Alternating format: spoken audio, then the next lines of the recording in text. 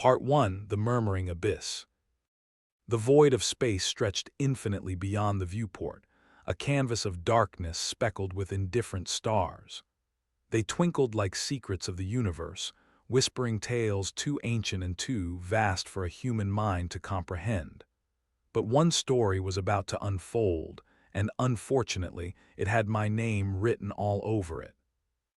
My ship, the Nebula's Whisper Asterisk, a rust-bucket freighter with more quirks than credits, hummed an all-too-familiar melody of overworked engines and underfunded dreams.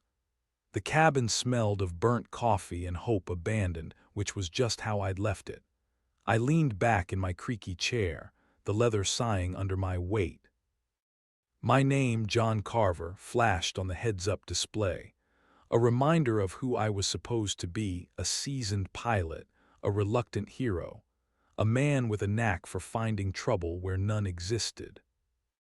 Beside me, a hologram of the mission briefing flickered to life.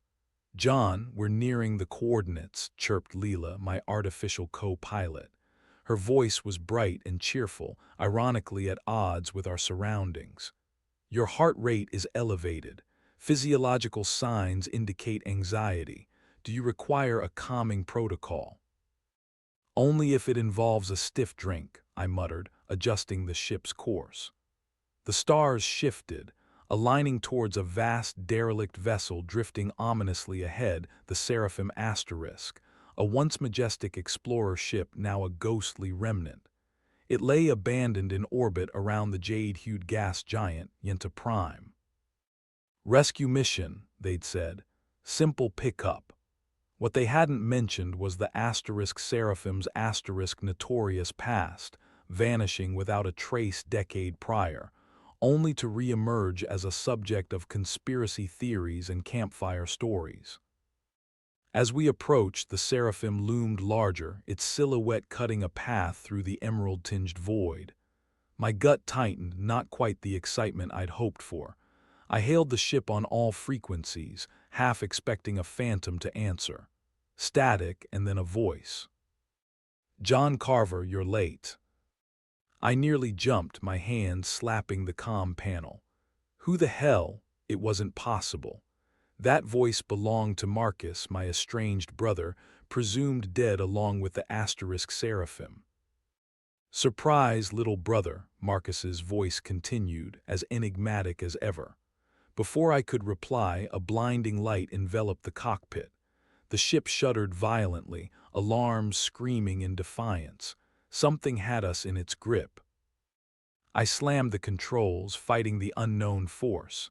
"Lila, report." "No known anomalies on record," she responded crisply, because of course there weren't. "Recalibrating sensors for unknown energy signatures." The Seraphim drew us in, its vast docking bay swallowing us whole. The hum of the engines faded, replaced by a stillness that roared louder than any storm. "Welcome aboard," Marcus's voice echoed, dripping with mischief and mystery. "We don't have much time." I surveyed the ship, a cathedral of steel and memory. It was like stepping into the past, each shadow a lingering ghost of what had been. A chill crept along my spine, not from the cold but from the weight of history. I hesitated at the docking ramp. "What is this, Marcus?" The air inside the Seraphim was thick with tension, and something else I couldn't quite place. "You need to see something," Marcus whispered. His voice guided me deeper into the ship, down corridors where light fought a losing battle against encroaching shadows. Finally, I entered the command center, and there he was, Marcus, flesh and blood, aged but unmistakably him. My heart twisted in a confusion of relief and anger. "You have a lot of explaining to do," I managed, my voice caught between disbelief and accusation. "All in good time," Marcus replied, his eyes flickering with urgency. "But first, you need to see this." He led me to a viewport, a vast expanse of glass overlooking the gas giant. There, in orbit, gliding with an eerie grace, was the alien megastructure, a lattice of glimmering tendrils, pulsating with an unearthly rhythm. It was hypnotic, a celestial siren. "It's alive," Marcus breathed, "and it's singing." The moment hung suspended, the universe holding its breath. I felt a tremor of awe, the kind that reshapes reality. "You've been listening to this?" I asked, incredulous. "Not just listening," he replied, his voice hushed. "Communicating." Before I could process the implications, the Seraphim trembled. A new presence made itself known, an alien life form emerged from the shadows, a creature of translucent hues, floating with serene curiosity. I froze, every instinct screaming at me to run, yet transfixed by its otherworldly grace. The ship systems crackled, translating its thoughts into language. "Greetings, Jon Carver." Instead of responding, I chuckled, a nervous, disbelieving sound. Just another day in the life, right? Marcus shot me a glance, half amused, half serious. "Stay sharp, Jon. The stakes have never been higher." And as I stared into the alien's multifaceted eyes, I knew he was right. Whatever this was, it was bigger than both of us. And the galaxy was about to take notice. Part 2. The Echoes of Oblivion. The alien's eyes glimmered like galaxies trapped beneath glass, unreadable yet inviting. Its form shifted subtly, as if the ship's very air shaped its presence. I took a moment to gather myself, my heart thudding against the cage of my ribs. "How does one converse with a creature from the stars?" I muttered, half to Marcus, half to the universe. "With caution and curiosity, I suppose," Marcus replied, his voice a mixture of humor and earnestness. "It's all we've got." The alien seemed to sense our hesitation, its thought voice weaving through the ship's speakers like an ethereal melody. "You are not alone, Jon Carver. Your kind and mine are drawn together by the anomaly." "The anomaly," I echoed, not sure if I was questioning the creature or the cosmos. My gaze drifted back to the alien megastructure, its gleaming tendrils casting a web of light across the gas giant's surface. Marcus, ever the cryptic guide, nodded. "The structure, it's not just a remnant of some ancient civilization, it's sentient. A consciousness spread across the cosmos, reaching out, searching." A ripple of realization passed through me. This wasn't just a discovery, it was a revelation that could change everything. "And you're saying it wants to talk?" "More than talk," Marcus said, his tone grave. "It wants to understand us, and it needs our help." I looked at him, searching for signs of deceit or madness. Instead, I found sincerity etched into every line of his face. Whatever had happened to him during those lost years, it hadn't dulled his sense of purpose. "Okay," I said, steeling myself. "Let's say I believe this. What does it want from us?" The alien drifted closer, its movements like fluid whispers. "The anomaly is wounded. A fracture in its being disturbs its harmony. It calls out through the void, seeking repair. And we just happen to have the cosmic toolkit," I quipped, trying to mask my unease with humor. "How convenient." Marcus managed a dry chuckle. "It's why the Seraphim returned, to find someone who could bridge the gap between human and anomaly." The enormity of it all pressed down on me, the weight of a universe's secrets demanding acknowledgement. But the moment refused to let me catch my breath. The Seraphim shuddered again, the unsettling tremor echoing through its bones.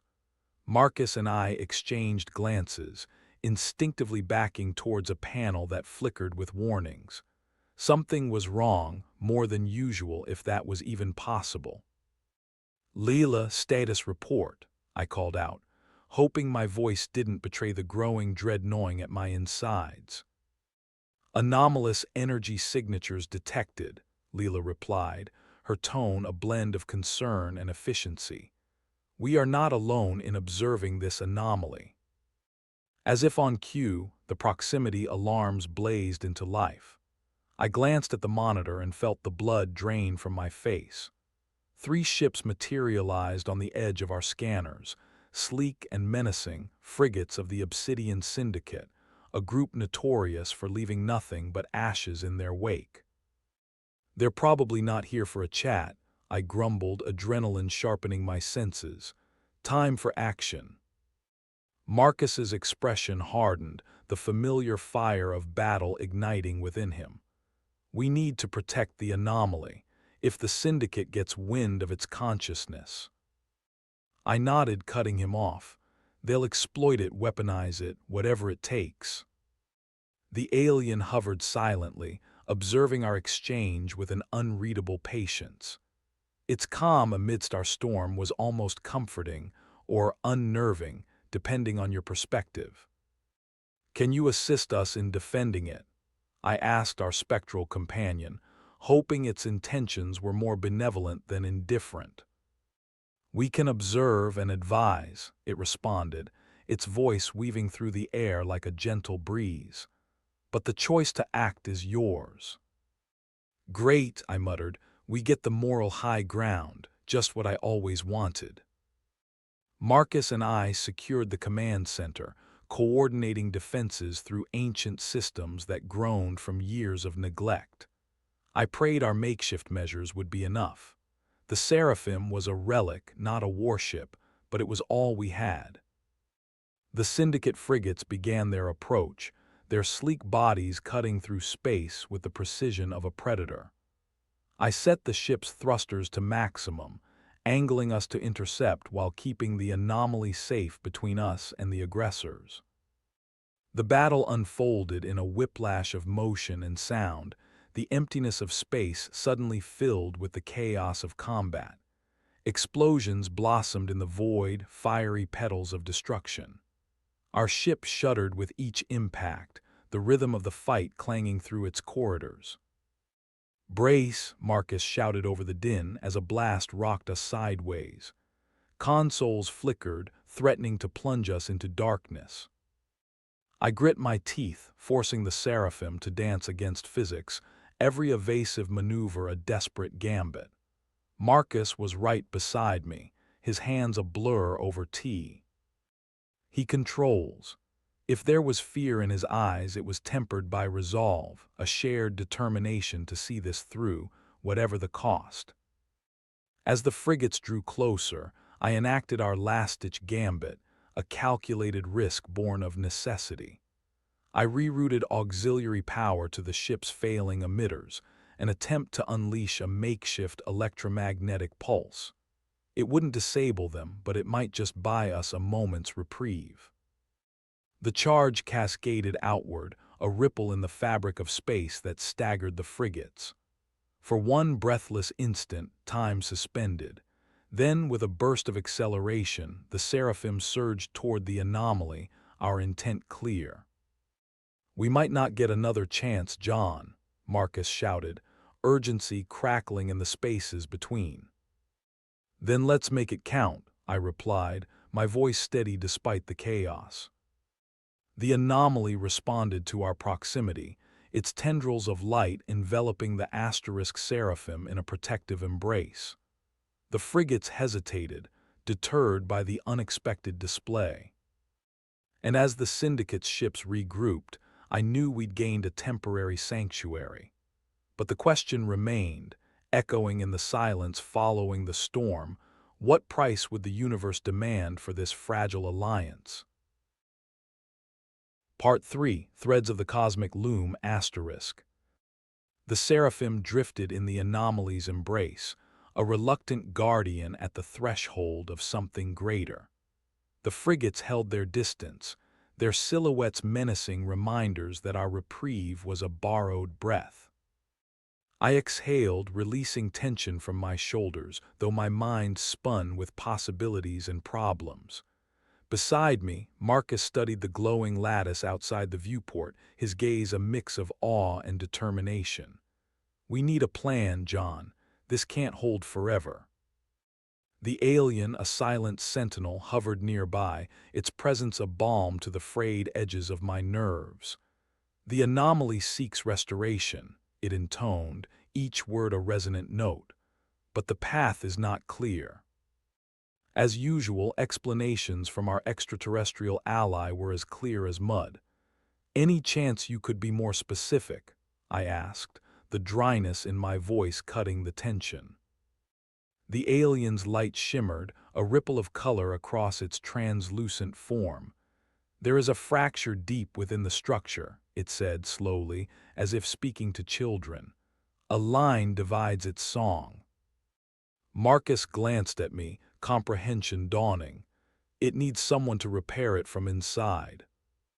"Of course it does," I replied, the sarcasm an uninvited guest. "Because a jaunt through an unstable alien megastructure is just what the doctor ordered." Marcus's lips quirked, humor flashing briefly. "Think of it as family bonding, John." "Right, bonding," I muttered. "The kind where a misstep could atomize us both." The proximity alarms jolted us back to the moment. One of the syndicate frigates edged closer, testing the anomaly's luminous barrier. Its sleek form radiated an aura of aggression, a tiger stalking the last safe haven in the jungle. "They won't wait much longer," Marcus observed, his tone clipped with urgency. "Then we go," I decided, the words tasting like certainty. "Lila, maintain defensive posture, prioritize evasion." "Affirmative," she chirped, her voice a steadfast anchor. "Take care, John." Marcus and I grabbed our gear, the weight of our mission pressing down as we descended into the bowels of the asterisk Seraphim. The corridors echoed with history, each step a whisper of the past guiding us toward an uncertain future. When we reached the airlock, the alien awaited us, its form shifting in anticipation.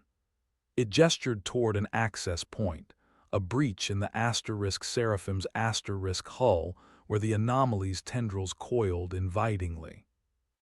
"Proceed," it encouraged, its intentions unspoken yet palpable.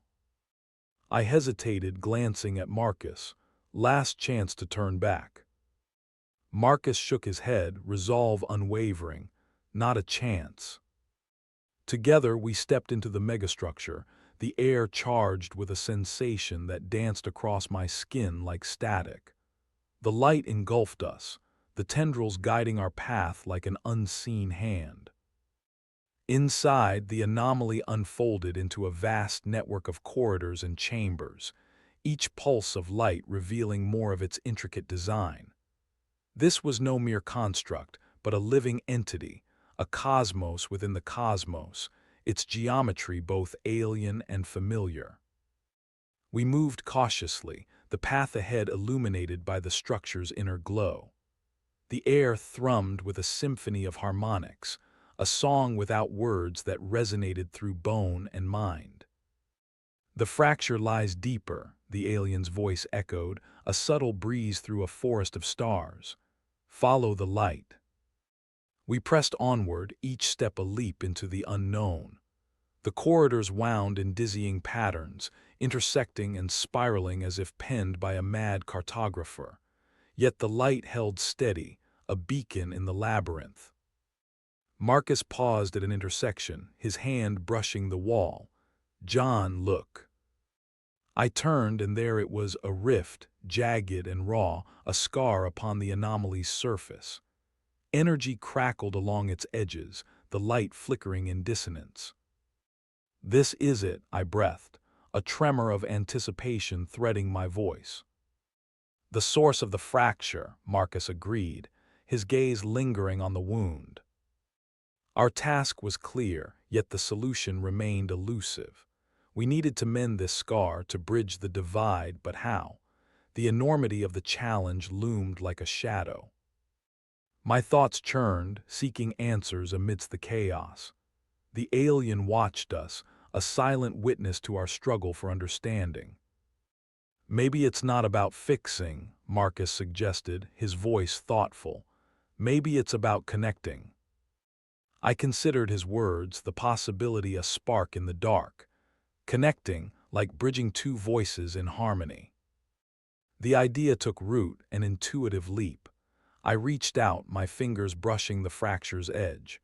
A jolt of energy surged through me, not painful but intense, like touching the heart of a star. The rift responded, a ripple of light cascading across its surface.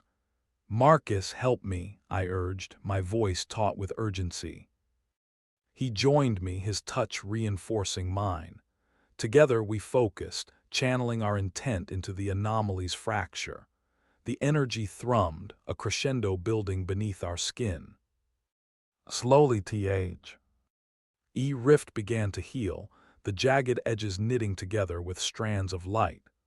Harmony replaced dissonance, the anomaly's song regaining its lost melody. The transformation was subtle yet profound, a tapestry of light woven anew. As the last note resonated through the megastructure, Marcus and I withdrew, breathless and exhilarated. The alien approached, its admiration a silent sonnet. "You have restored balance," it intoned, the words a benediction. Before we could respond, the anomaly's light intensified, enveloping us in warmth. Vision blurred, consciousness stretching beyond the present, touching upon the infinite. The experience was both terrifying and beautiful, a glimpse beyond the veil, where time was a river and space a tapestry. When the light receded, we stood once more on the Seraphim, the tendrils releasing us with gentle grace. We exchanged a glance, the enormity of what we'd achieved settling around us like stardust. Outside, the syndicate frigates hesitated, uncertain, their prey no longer visible in the anomaly's glow. I knew they'd withdraw for now. The universe had shifted and they could feel it. Marcus clapped me on the shoulder, his smile weary but genuine. "We did it." "Yeah," I replied, breathless with relief. "For now." As the alien drifted away, its task complete, I wondered what other secrets the universe held, and what role we were destined to play in the unfolding story of the stars. Part 4: The Veil of Starlight. Once more aboard the Seraphim, the silence was electric, a taut string humming with the potential of what lay ahead. Marcus and I stood side by side, gazing out at the anomaly that now pulsed steadily with a serene luminescence, its harmony restored. The syndicate frigates had withdrawn, their presence a fading echo on the edges of our sensors. For how long they would keep their distance was anyone's guess, but for the moment we had bought ourselves precious time.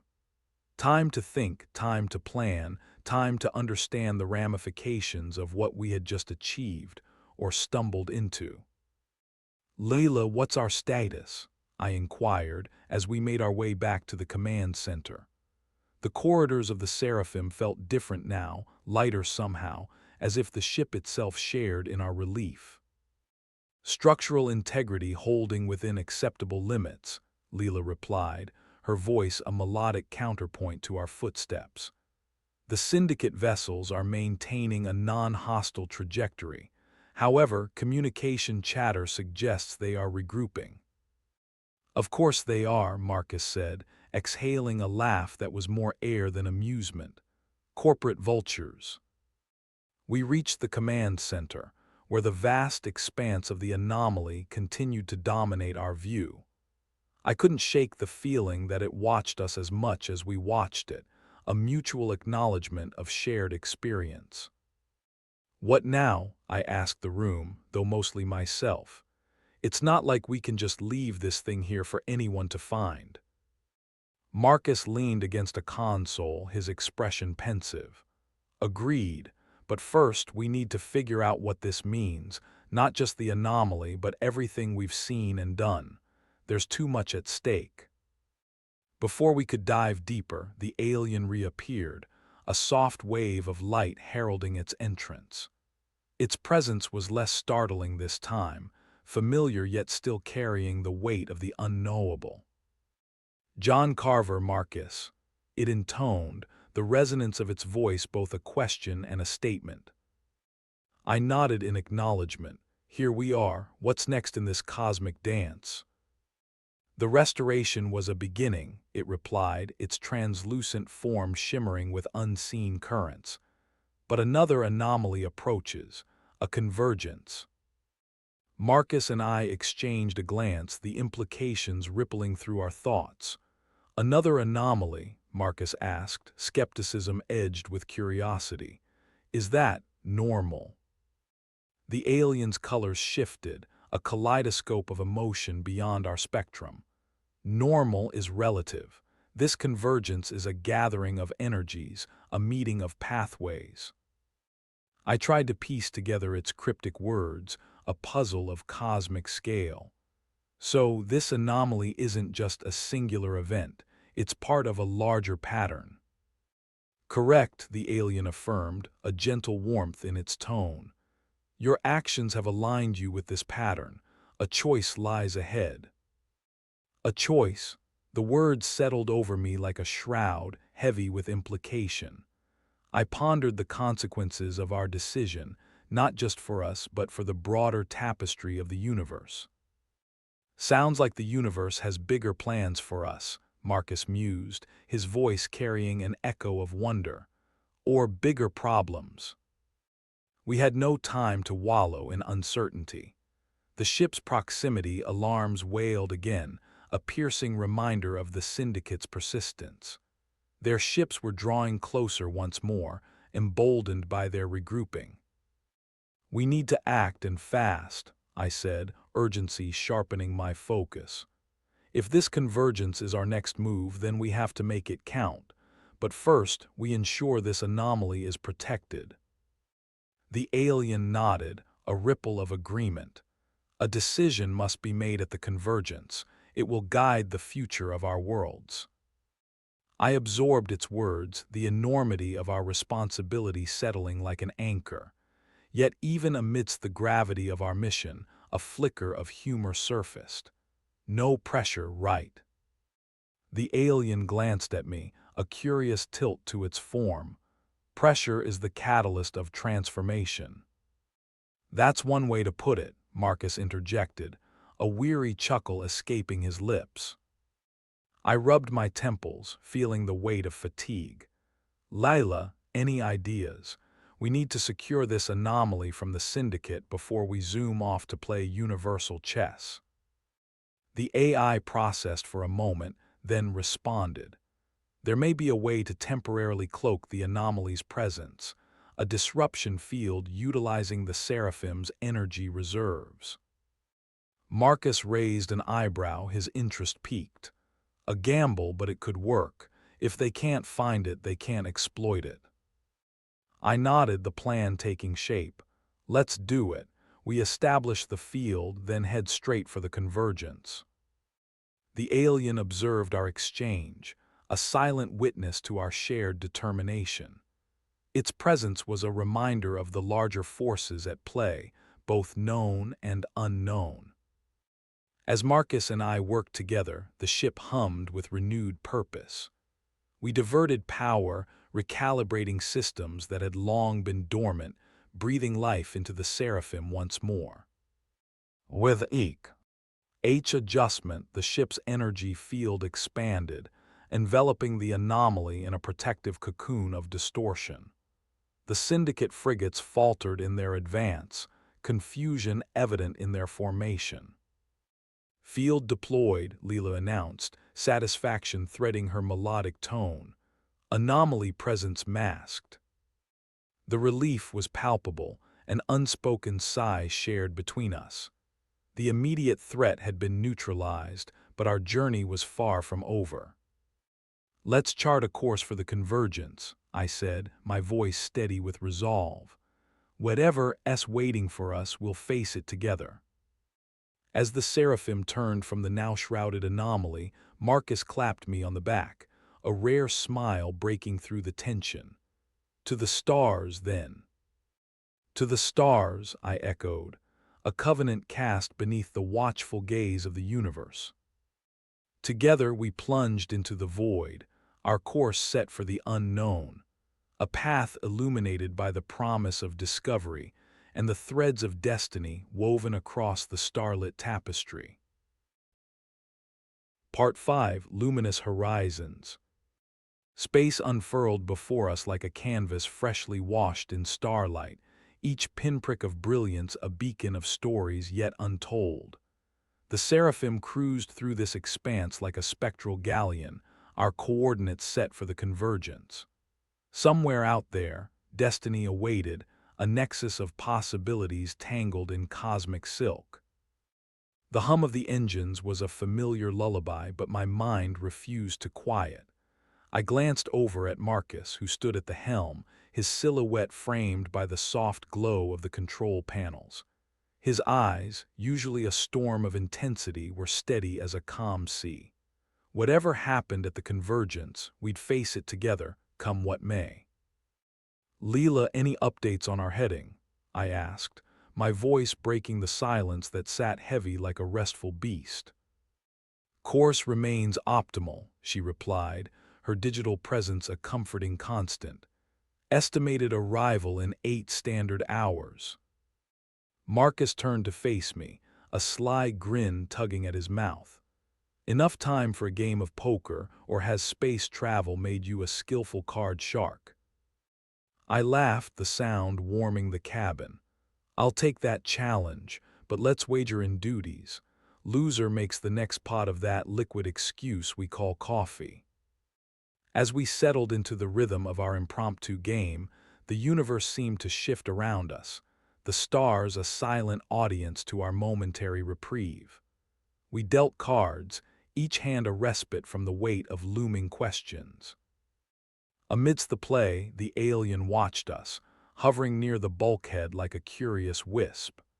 Its presence was a reminder that even in the simplicity of companionship, the cosmos danced with unseen complexities. The game ended with Marcus triumphant, his smug satisfaction palpable. "Looks like you're on coffee duty," he declared, his triumph a temporary distraction.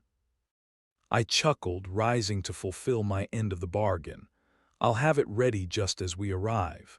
We're going to need it." Minutes melted into hours, time stretching like the light of distant galaxies. I brewed the coffee, its aroma a familiar comfort that masked the coming unknowns. As I handed Marcus his steaming cup, the ship's systems chimed with newfound urgency. "Approaching designated coordinates," Lila announced, banishing the last vestiges of camaraderie with her precise diction. "Anomaly detected." The convergence loomed ahead, a churning mass of light and energy coalescing in the void like a storm trapped in amber. Tendrils of luminescence unfurled from its core, weaving through space with the grace of celestial dancers. "This is it," I murmured, my breath catching in my throat. "The convergence." Marcus placed his coffee aside, the levity from moments before replaced by the gravity of the situation. "Lila, run a full scan. Let's see what we're dealing with." The alien drifted closer, drawn toward the convergence with an intensity that suggested purpose. Its form pulsed in time with the anomaly's rhythm, as if attuned to the cosmic cadence. "Guidance awaits at the heart," it intoned, its voice a spectral harmony. "A choice is to be made." The words lingered, an unsolved enigma demanding our focus. Our task was to understand what this convergence represented and what our place was within its glowing embrace. As we approached, the ship's monitors exploded with data, a flood of information captured in arcs and graphs. Lila processed it in silence, her digital mind parsing the mysteries encoded in the light. "The convergence is an intersection of energy pathways," she reported, clarity woven into every syllable. "It channels power from multiple sources, but its purpose remains undefined." I tightened my grip on the controls, the sensation of flying into the unknown both exhilarating and terrifying. "We need to find a way inside to the center," That's where we'll get answers." The alien responded, its glow intensifying. "You must synchronize with the energy flow. It will grant passage." Marcus and I exchanged a look, hesitation battling with resolve. "Synchronize," I echoed, the word a gateway to both possibility and peril. "Hope we're not talking ballroom dancing." Together, we adjusted the ship systems, aligning our frequencies with the anomaly's vibrant pulses. The Seraphim resonated in response, a symphony of metal and spirit guided by unseen hands. Slowly, the convergence accepted us, its tendrils parting to reveal a pathway into its core. We drifted forward, the sensation akin to crossing a threshold between worlds, a transition as smooth as it was profound. The interior was a space like no other, a kaleidoscope of shifting hues and patterns that defied the laws of physics. It was a landscape of light, where reality melted into abstraction and time swirled like liquid. At the center of this cosmic whirl stood a structure, a crystalline lattice that radiated with an aura of infinite potential. It was both ancient and new, a contradiction in form and function. "Magnificent," Marcus breathed, his voice barely a whisper against the backdrop of ethereal silence. As we approached, the alien moved ahead, its form dissolving into the lattice like a drop of rain joining the sea. Its integration created a bloom of light, an invitation wrapped in mystery. "We've come this far," I said, steeling myself for the next step. "No turning back now." Hand in hand with caution and awe, Marcus and I exited the asterisk Seraphim, our movements guided by the anomaly's silent symphony. Every step was a leap of faith, every breath a testament to our journey. At the heart of the lattice, the alien reemerged, its voice a gentle song that echoed through the chamber. "The light reveals the path, each choice ripples through time." The structure shimmered in response, its crystalline surface reflecting our images back at us, a mosaic of past, present, and future entwined. "We're not just observers," Marcus realized, comprehension dawning with the brilliance of a supernova. "We're participants in this pattern." I nodded, the truth resonating within me. Our actions shape the universe, and the universe shapes us. As we stood amidst the nexus of creation, the convergence awaited our choice. Each decision a thread woven into the tapestry of the cosmos, each step a mark upon the stars. And with every passing moment, I understood that our journey was only beginning, a path not yet written, a story yet to be told. Part 6: Threads of Fate. The chamber within the convergence pulsed with an energetic cadence, as if the universe itself had gathered to witness the choices we were about to make. The crystalline lattice at the heart of this anomaly shimmered, reflecting a fractured spectrum that painted our skin with splashes of otherworldly color. Beside me, Marcus was a silhouette carved from light and shadow, absorbed in the spectacle that surrounded us. His eyes flicked to mine, a silent exchange conveying the enormity of the moment. The alien, now almost indistinguishable from the lattice, spoke with a voice that was both music and memory. "Here you choose. The paths laid before you extend into infinity, each thread woven with intent." I felt the weight of its words settle over me, but there was a strange comfort in the gravity of the decision. It was the kind of comfort one finds at the eye of a storm, where briefly, amid chaos, there is clarity. "What do these choices entail?" Marcus asked, his voice a murmured question in the vastness. "The convergence holds potential to create, to transform, or to preserve," the alien explained, its form a cascade of shifting hues. "The choice defines the path, and the path defines the future." I ran a hand over the crystal surface, feeling its warmth, its life. Every part of me was acutely aware of the potential that vibrated beneath my fingertips, each pulse a question waiting for an answer. Marcus inhaled slowly, deeply. If we create, what are we bringing into existence? A new reality, the alien replied. Unseen, unbidden, yet bound by your desires and fears. And to transform, I queried, my curiosity piqued by the possibilities. A reconciliation of the old and new, it responded, a glimmer of stars passing over its form. Change that respects history but embraces evolution.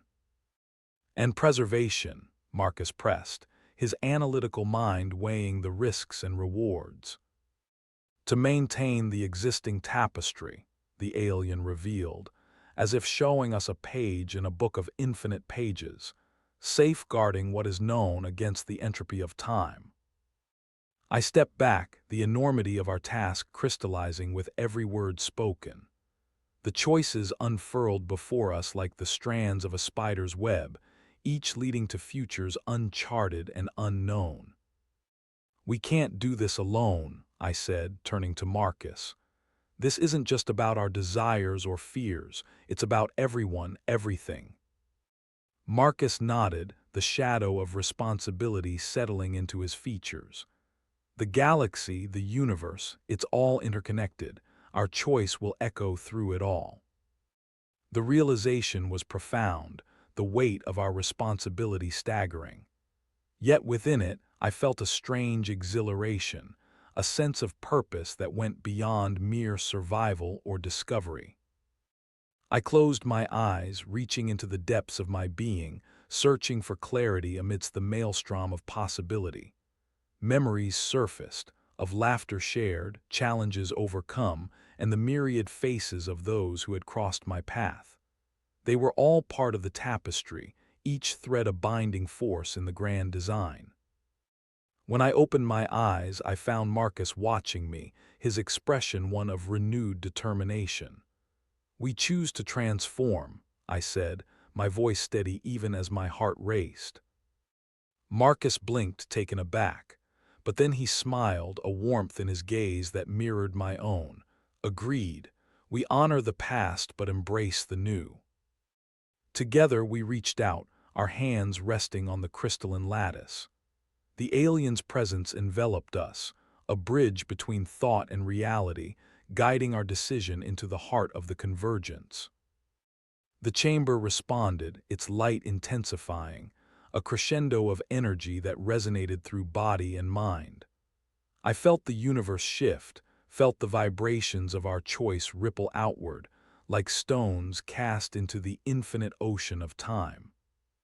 The transformation unfolded around us, a symphony of creation, where galaxies spun anew and ancient stars rekindled their fires. The lattice absorbed our intent, each facet a testament to change that honored the past while looking toward the future.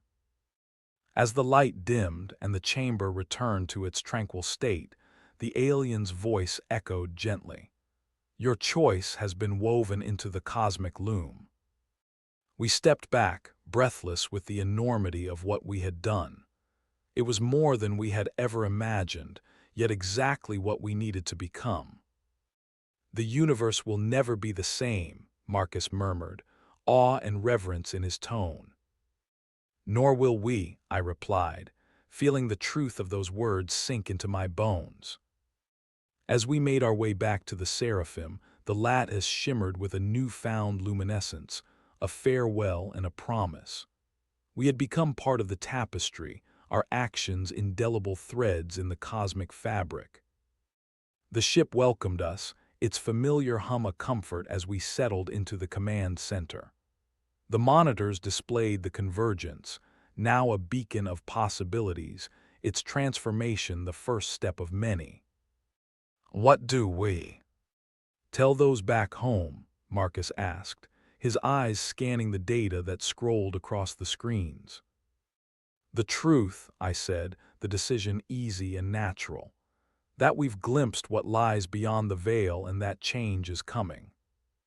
The universe stretched out before us, vast and unknowable yet filled with promise. Together, we would navigate its uncertainties, guided by the choices we had made and those yet to come. And as the asterisk Seraphim turned toward the stars, I knew our story was only beginning, a tale written not in ink but in light. Part 7: The Unseen Accord. As the Seraphim drifted away from the convergence, the universe seemed to breathe in tandem with our newfound resolve. The cosmic ballet outside was unchanged, yet we knew something fundamental had shifted, a subtle realignment of the grand tapestry, with threads woven by our own hands. The journey back was filled with anticipatory silence, each of us lost in our thoughts.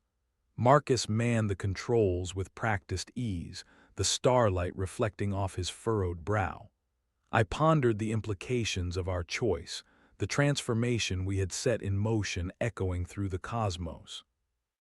"Jon," Marcus finally broke the silence, his voice a steady anchor. "There's a message coming through. It's encrypted." I perked up, my curiosity piqued. Encrypted, let's see who's whispering across the ether. The message crackled through the speakers, its digital tones a symphony of uncertainty. Lila parsed the code with her usual efficiency, piecing together the fragments into a coherent whole. "It's from the Galactic Coalition," Lila announced, her tone carrying a note of intrigue. "They've detected an anomaly in our sector. They need us to investigate." Marcus arched an eyebrow, the corner of his mouth twitching in a half-smile. "Here we go again. It's like they know we just can't resist a good mystery." I chuckled, but beneath the humor lay a thread of unease. "What's the nature of this anomaly, Lila?" "The transmission is sparse on details," Lila replied, her precision revealing a careful dance with the unknown. "However, it suggests a fluctuation in temporal fields, potentially a tear in the fabric of space-time." A temporal anomaly. The words hung in the air, their implications as vast as the void itself. I exchanged a glance with Marcus, the challenge in his eyes mirrored by my own. "Looks like we're not done untangling the universe's threads," I said, feeling the familiar pull of adventure. With coordinates set, we altered course, the Seraphim gliding through space like a whisper in the dark. The stars blurred by, a cascade of light that marked the passage of time and distance. I marveled at their beauty, the vastness of it all a reminder of our own insignificance and potential. As we neared the coordinates, the anomaly revealed itself, a shimmering distortion that rippled through the void, a wound in the cosmic fabric. It hung there, suspended and defiant, challenging us to decipher its secrets. "Brace for scan," Marcus instructed, his focus unerring. "Let's see what we're dealing with." The ship's sensors reached out, probing the anomaly with tendrils of energy. The readings returned in a kaleidoscope of data, each line a testament to the strange and wondrous workings of space-time. "It's unstable," Lila reported, urgency threading her voice. "The anomaly is exhibiting signs of temporal flux. We must proceed with caution." I nodded, the gravity of the situation settling over me. "Let's get closer, but keep a safe distance. We need to figure out if this is a threat or an opportunity." Drawing nearer, the distortion shimmered like oil on water, colors shifting in patterns that defied logic. The air was charged with potential, the sensation of standing on the precipice of something extraordinary. "Jon, look," Marcus pointed to the monitors, his tone a mixture of awe and disbelief. "Those readings, they're consistent with multiple timelines converging." I squinted at the data, the realization like a spark igniting a chain reaction of thought. "It's a crossroad," I murmured, the words a revelation. "A point where different realities intersect." This tear, this rupture, was more than an anomaly. It was a nexus of alternate possibilities, a meeting of paths that traversed the multiverse. Its potential was staggering, and the risks equally so. The alien, which had remained silent since our departure from the convergence, chose this moment to make itself known. "This is a place of choice," it intoned, its voice woven with the fabric of worlds. "A meeting of paths, a condition of potential." We were once again at the heart of decisions that would echo through time and space. The choices we made here would ripple through countless realities, each thread a testament to our actions. Marcus leaned in, his gaze steady. "What do we do, Jon? We can't just leave this here, not without understanding the repercussions." I pondered his words, the weight of our responsibility a familiar companion. We need to stabilize it, ensure it doesn't unravel further. If we can't, the resulting chaos could spell disaster for every timeline it touches. Determined, we set to work, the Seraphim our steadfast ally in the endeavor. We deployed stabilizing fields, recalibrating the ship's systems to harmonize with the anomaly's chaotic song. As we worked, the alien guided us, its presence a beacon of wisdom. Together, we wove a tapestry of intent and action, each decision a stitch in the fabric of possibilities. Minutes stretched into hours, the process both painstaking and exhilarating. Slowly, we imposed order upon the disorder, taming the wild energies that threatened to spiral into chaos. Finally, the anomaly settled, its shimmering edges smoothing into a placid glow, a portal of light and shadow. We had succeeded where failure had loomed, our combined efforts sealing the wound that had bled through time. "Stabilization complete," Lila reported, her tone suffused with satisfaction. "The anomaly has been neutralized." Marcus and I shared a nod of triumph, the moment of validation of our bond, our purpose. The alien hovered nearby, its gratitude a silent song that resonated in our hearts. As we pulled away, leaving the now dormant nexus behind, I reflected on our journey. The universe continued spinning its tales, its myriad stories woven into a grand design that we had become an integral part of. And with each adventure, each choice, we extended the reach of that design, ensuring that no matter what lay ahead, we would face it together, united by the unseen accord that bound us to the stars. Part 8: The Celestial Labyrinth Asterisk. The void was a serene canvas streaked with the trails of distant comets as the asterisk Seraphim once again resumed its course, leaving the stabilized anomaly in its wake.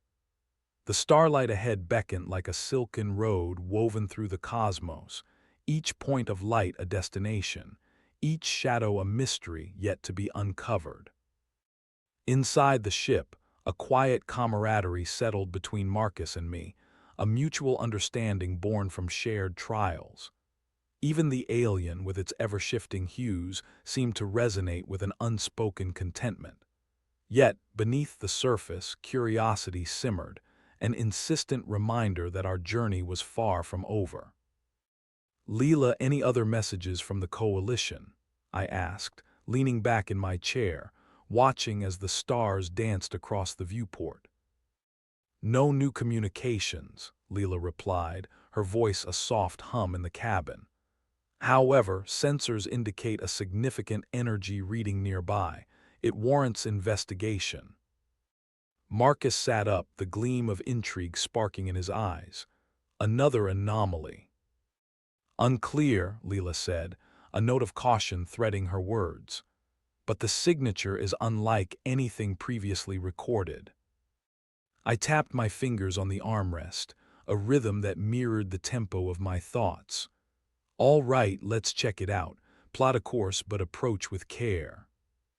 The Seraphim adjusted its trajectory, our path angling toward the coordinates that Lila had highlighted. The ship moved gracefully, skimming the edges of gravity wells, cutting through the dark like a blade honed with intent. As we drew closer, the energy readings intensified, tingling against the ship's sensors like static before a storm. Outside, the stars seemed to ripple and shimmer, a mirage that hinted at unseen wonders. The source of the readings soon came into view, a vast structure suspended in space, its architecture of intricate geometry both alien and familiar. It was a labyrinthine construct, an interstellar maze of corridors and chambers, its surface shimmering with an iridescent sheen. That, Marcus breathed, edging his voice, is incredible. The structure loomed before us, a colossus of enigmatic design. Its facets reflected the starlight in a dazzling array, casting patterns that danced in the void. I could feel its pull, an irresistible allure that beckoned us to explore its secrets. "Let's get a closer look," I suggested, guiding the asterisk Seraphim into a cautious orbit. "But keep the engines primed for a quick exit, just in case." As we approached, the alien shifted, its form brightening with recognition. "This is a place of ancient knowledge," it intoned, its voice resonating with a gravity that underscored its words. "A library of the stars." The concept fascinated me, the idea of an archive stretching across eons, housing the collective wisdom of civilizations long vanished. Yet beneath the allure lay a question: why had it been abandoned? We secured the ship, excitement tempered with caution as we prepared to disembark. Marcus and I donned our gear, the familiarity of the routine a steadying force as we stepped toward the airlock. The alien accompanied us, its presence a beacon against the unknown. Together, we ventured into the labyrinth, crossing the threshold between the known and the infinite. The corridors wound endlessly, a twisting mosaic of light and shadow. They whispered with the echoes of history, the air thrumming with the hum of untapped potential, as though the structure itself were alive, watching, waiting. As we navigated the maze, the alien guided us, its form shifting in response to unseen currents. Its understanding of the labyrinth was intuitive, its presence an assurance that we would not wander aimlessly. We passed chambers filled with crystalline interfaces, each surface a portal to untold stories, each gleaming shard of data waiting for a touch, a question that would unlock its secrets. "Look here," Marcus called, drawing my attention to a vast chamber where columns of light ascended into the void, woven like strands of a cosmic loom. "What is this place?" I asked, my voice reverent in the face of such grandeur. "The heart of the library," the alien replied, "a nexus of knowledge where thoughts converge." We stood before the columns, their luminescence a gentle caress against our senses. I reached out, my hand brushing a nearby interface, and the chamber responded, projecting a cascade of images.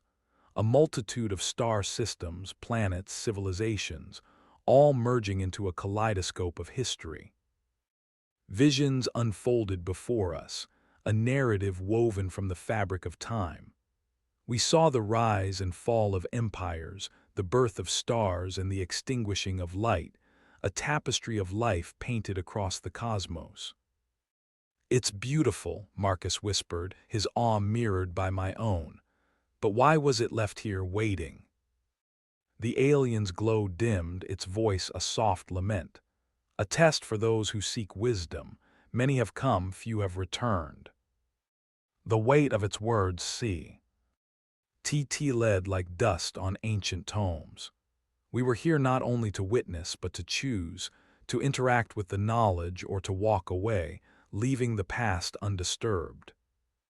I considered the implications, the responsibility that lay within our grasp. "We can't take it all," I said, feeling the enormity of the decision. "But perhaps with the right questions, we can learn what we need."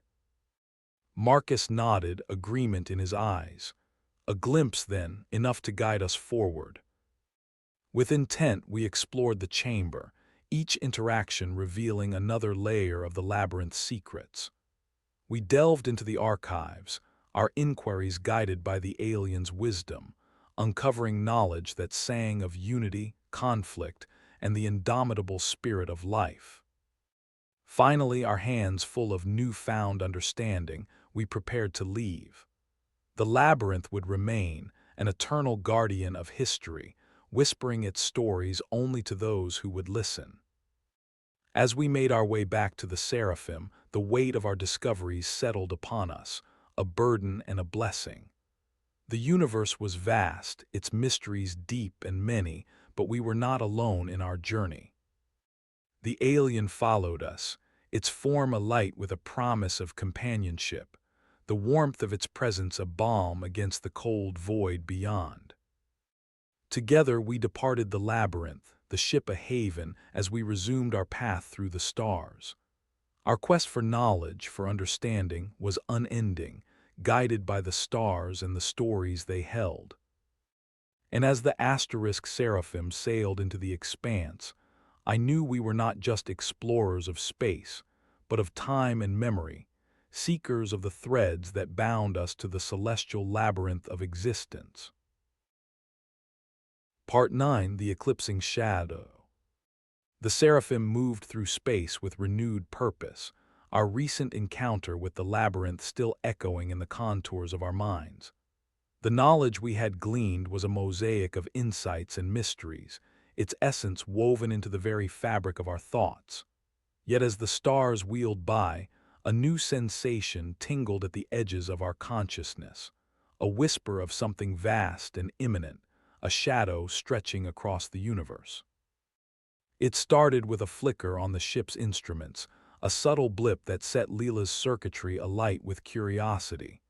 "I'm picking up anomalous readings," she reported, her tone a measured balance of intrigue and caution. "A gravitational fluctuation, unexpected and significant." Marcus leaned in, his gaze focused and sharp. "Another anomaly, or something else?" "Let's hope for the former," I replied, though beneath the banter, a pulse of unease threaded my thoughts. "Bring us alongside, Lila. Let's see what we're dealing with." The Seraphim adjusted course, the starlight bending around us as we approached the coordinates. Ahead, the void shifted, the darkness thickening as if it were a living thing, breathing and watching. As we drew closer, the source of the fluctuation came into view, a colossal structure, unlike anything we had encountered before. It was a vessel, vast and alien, its silhouette stark against the backdrop of stars. The lines of its architecture were sharp and angular, a fortress of shadow and silence. "By the stars," Marcus murmured, awe and wariness mingling in his voice. "Is it abandoned?" Lila's sensors reached out, sifting through the layers of darkness that clung to the vessel. Scans indicate life signs, but they are faint, erratic. The alien, which had remained an observer during our journey, vibrated with a subtle urgency. "This is a harbinger," it intoned, its colors dimmed to a somber palette. "A vessel of the ancient ones, long thought lost." The revelation was a chord struck deep within me, its resonance both thrilling and foreboding. This ship, this harbinger, carried with it the weight of ages past, its presence a reminder of civilizations that had risen and fallen beneath the universe's watchful gaze.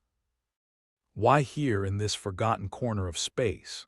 Marcus wondered aloud, his gaze never leaving the ominous silhouette. Perhaps it was searching for something, I speculated, my mind racing with possibilities, or fleeing from something it could not escape. We had no choice but to investigate, to understand the shadow that loomed like a guardian over hidden truths. With deliberate movements, we maneuvered the asterisk Seraphim into docking position, securing it to the harbinger's hull. As we prepared to board, an unsettling quiet settled over us, the air charged with an anticipation that prickled against the skin. Even the alien hesitated, its form a subdued glow against the looming darkness. "Stay sharp," I cautioned, meeting Marcus's eyes. "This place reeks of history. Let's not become part of it." With caution as our guide, we entered the Harbinger, our footsteps echoing through the vast and hollow corridors. The ship was a tomb, its halls lined with the relics of a bygone era, whispers of the past etched in every shadow. Lights flickered to life as we passed, casting our moving reflections across walls that seemed to close in and expand with each breath. The sensation was disorienting, as if the ship itself were in flux, caught between dimensions. As we moved deeper into the vessel, the remnants of its occupants became increasingly apparent. Here and there, we glimpsed artifacts, tools of unknown purpose, inscriptions in alien scripts, remnants of lives that had been abruptly interrupted. Marcus paused before a wall of hieroglyphs, tracing the carvings with his fingers. "These tell a story," he said softly, the voice of a scholar unearthed within him. "A story of a journey and a warning."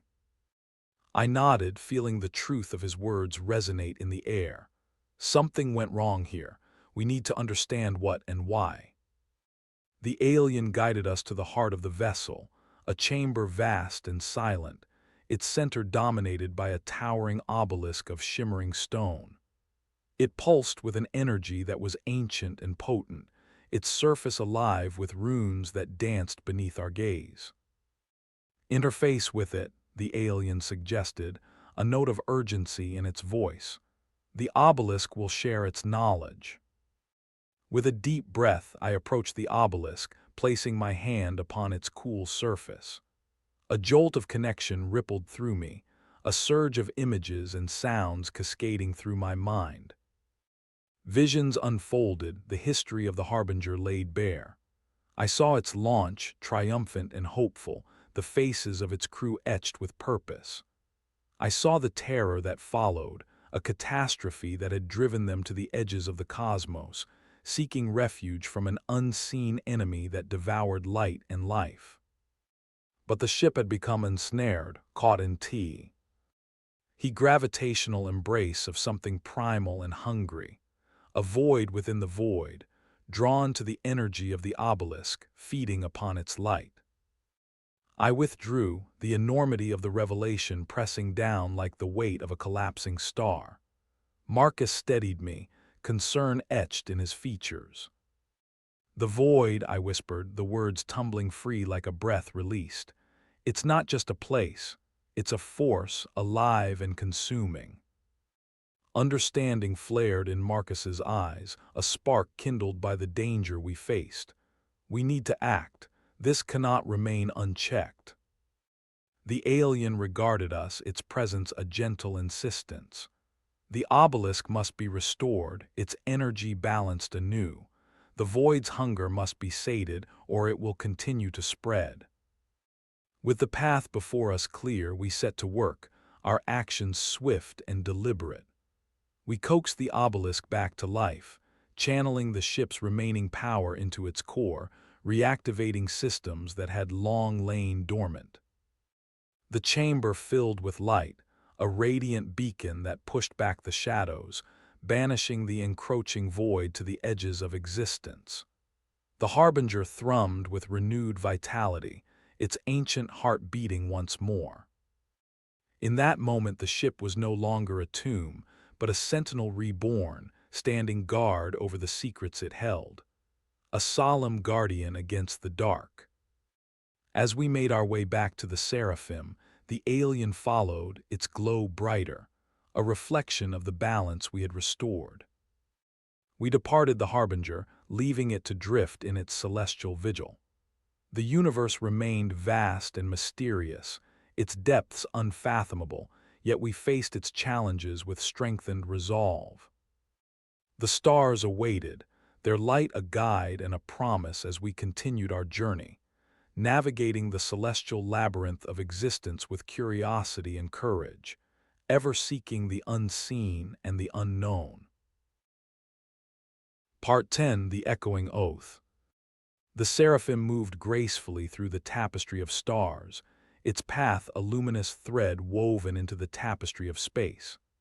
The shadow of the Harbinger faded behind us, leaving in its wake a renewed sense of purpose and the solemn echoes of oaths unspoken. Each encounter reshaped us, refined us, aligning our fates with the cosmic symphony resonating through the universe. Marcus sat across from me in the command center, eyes scanning the expanse with a mix of vigilance and wonder. The alien, a constant companion, hovered near the viewport, its colors shifting with an interplay of thoughts unfathomable yet strangely comforting. "Any word from the coalition?" Marcus asked, breaking the comfortable silence that had enveloped us since our departure from the Harbinger. Lila's familiar voice answered, a gentle whisper woven through the soft hum of life support systems. "A message has arrived, though it is not from the coalition. It appears to be a distress signal, source unknown but urgent." I leaned forward, curiosity prickling beneath my skin. "Patch it through." The transmission crackled to life, fragmented and strained, but the message was unmistakable, a plea for aid from an unknown voice, words interspersed with static and urgency. "Coordinates, urgent, assistance required." "Can you clean it up, Lila? Pinpoint the origin?" Marcus asked, his fingers dancing over the control panel, ready to plot a course. "Attempting to refine the signal now," she replied. Moments later, the coordinates appeared on the screen, a beacon pulsing from a sector we were unfamiliar with, deep within a stellar cluster. I felt the tension rise, the thrill of discovery mingled with the weight of responsibility. Marcus set the course. If someone's in trouble, we're not leaving them to face it alone. With a nod, Marcus engaged the engines, the ship arcing gracefully through the void toward the cluster. The stars wheeled overhead, guiding us toward an unknown fate, each glittering jewel a reminder of the infinite dance in which we played our part. Time stretched, the journey a silent meditation as we drew closer to the signal's source. The cluster unfolded before us, an array of stars burning with fierce intensity, their energy palpable even across the gulf of space. As we neared the designated coordinates, the source of the signal became apparent, a small craft adrift, its distress beacon an insistent pulse against the cosmic backdrop. The ship was of unfamiliar make, its design sleek but battered, evidence of a recent struggle etched into its hull. We maneuvered the asterisk Seraphim alongside the vessel, its systems scanning for life signs and environmental stability. The readings returned positive, if tenuous. Someone was aboard, awaiting rescue. With determination, Marcus and I prepared to board, donning suits and securing gear. The alien hovered nearby, its presence a silent assurance as we exited our ship and crossed the void, entering the derelict craft with cautious purpose. Inside, the atmosphere was dim, emergency lights casting flickering shadows across the interior. The corridors were narrow, leading us toward the source of the signal, a beacon that pulsed with life and hope. We found the pilot in the control room, slumped over the console, their breaths shallow but steady. I knelt beside them, carefully checking vital signs as Marcus secured the area. The pilot stirred, blinking groggily as they focused on us, relief and confusion mingling in their eyes. "Thank you," they managed, voice hoarse with exhaustion. "We're here to help," I assured, helping them sit up. "What happened? Why were you stranded?" The pilot, now more alert, glanced between us, their expression a mixture of gratitude and urgency. "We were part of a convoy, attacked by raiders. I managed to escape barely, but my ship was damaged." Marcus frowned, glancing at the readouts on the console. "Did the raiders follow you?" The pilot shook their head, a grim smile touching their lips. "No, I think I lost them in the asteroid field nearby, but I couldn't repair the engines, sent out the distress signal, hoping someone would find me. "Well, we did," I said, offering a reassuring smile. "Let's get you to safety. We've got a medbay and plenty of space on the Seraphim." With care, we escorted the pilot back to our ship, settling them in the medbay where they could rest and recover.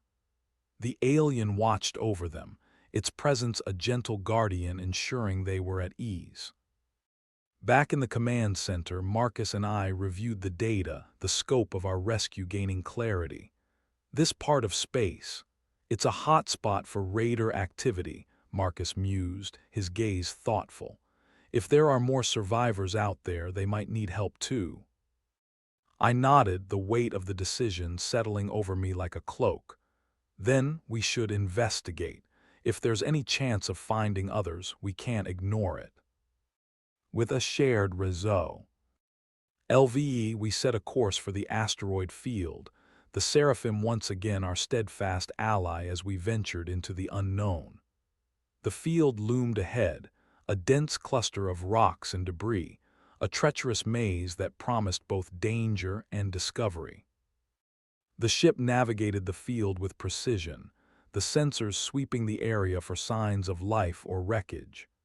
Each rock, each shadow, was a potential hideaway or threat, the silence a companion laced with tension. We moved deeper into the field, the atmosphere taut with anticipation. And then, amidst the swirling debris, we found it, a cluster of ships, derelict and forgotten, their hulls scarred with time and conflict. Marcus and I exchanged a glance, the shared understanding of what lay ahead fueling our determination. This wasn't just a search and rescue, it was a chance to offer hope, to stand against the tide of chaos that threatened the fragile balance of the stars. And as the Seraphim moved forward, its path a guiding light through the darkness, I knew we were ready to face whatever came next, united by the bonds of friendship and the unwavering oath to protect what mattered most in the boundless tapestry of the cosmos.